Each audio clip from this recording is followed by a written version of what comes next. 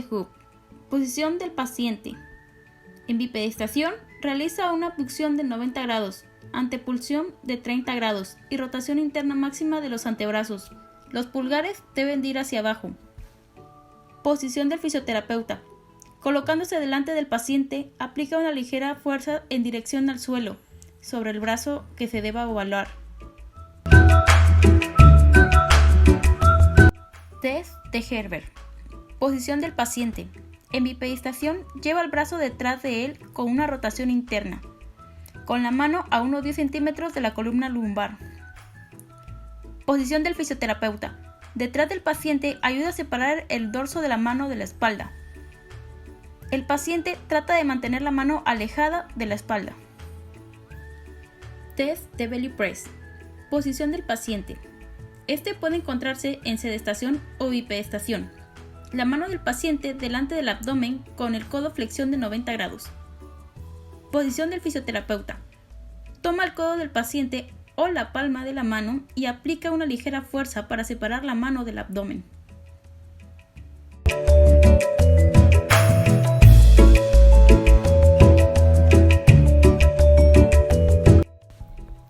Prueba del infraespinoso. El paciente en sedestación con la articulación del codo a 90 grados con el brazo pegado al cuerpo realiza una rotación externa mientras que el fisioterapeuta ejerce la resistencia. Prueba de Paté.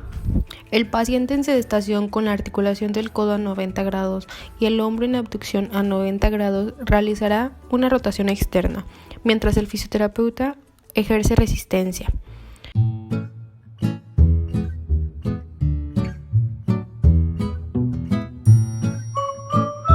Valoración del pectoral menor. Posición del paciente. En decúbito supino, realiza un impulso hacia adelante del hombro con el brazo pegado al cuerpo. Posición del fisioterapeuta. Realiza una presión contra la cara anterior del hombro hacia abajo.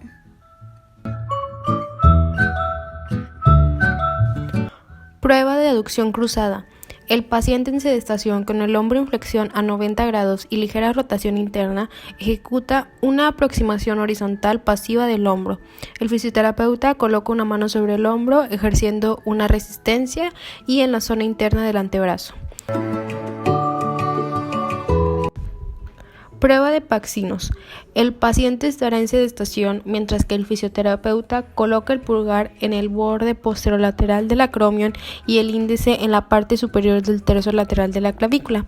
Se intentará comprimir la clavícula y la espina de la escápula ejerciendo fuerza con el pulgar hacia anterior y superior y con el índice hacia posterior e inferior.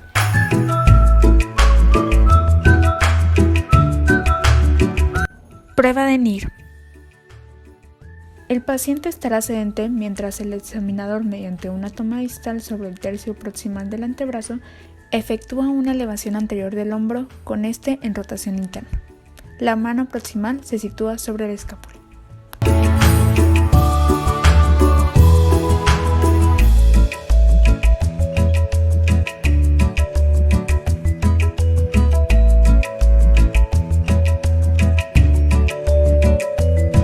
Prueba de Jergasson.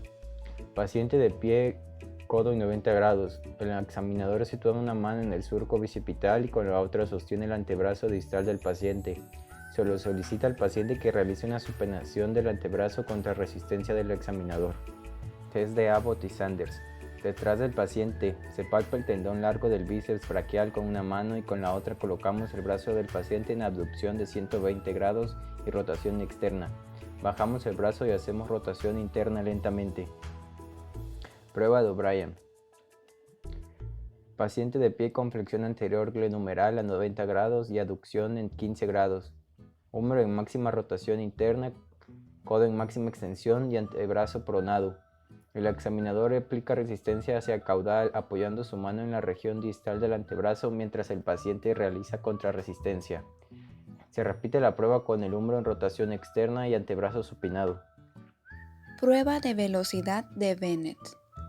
Se realiza con el paciente en sedestación con el brazo a lo largo del tórax, el antebrazo supinado y el codo extendido.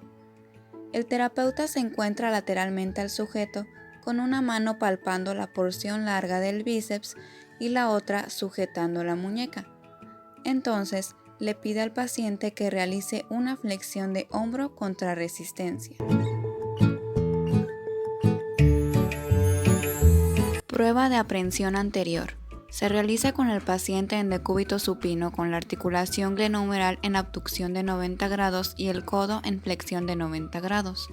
El terapeuta sostendrá con una mano la diáfisis humeral y con la otra el antebrazo distal, realizando una rotación externa de hombro. Prueba de Rockwood. Se realiza con el paciente en sedestación y el terapeuta de pie detrás del sujeto. Con el codo junto al tórax y en flexión de 90 grados, se efectúa una rotación externa pasiva. Posteriormente, se abduce el hombro a 45 grados y se repite la rotación externa. El procedimiento es repetido a 90 y 120 grados de abducción. Prueba de aprehensión posterior. Se realiza con el paciente en decúbito supino con hombro y codo en flexión de 90 grados. El hombro a examinar debe sobresalir del borde de la camilla. El terapeuta estabiliza la escápula por posterior con una mano y con la otra sostiene el antebrazo. Entonces aplica presión longitudinal sobre la diáfisis humeral, intentando desplazar la cabeza humeral de la fosa glenoidea.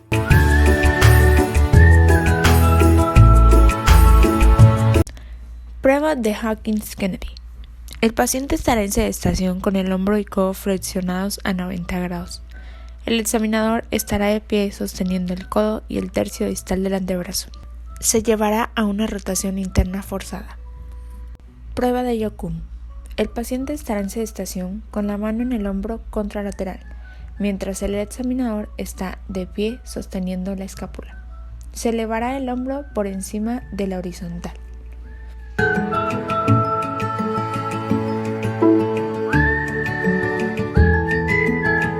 Test de Codman. El examinador lleva el brazo del paciente en elevación de 120 a 140 grados y le pide que lo mantenga en esta posición.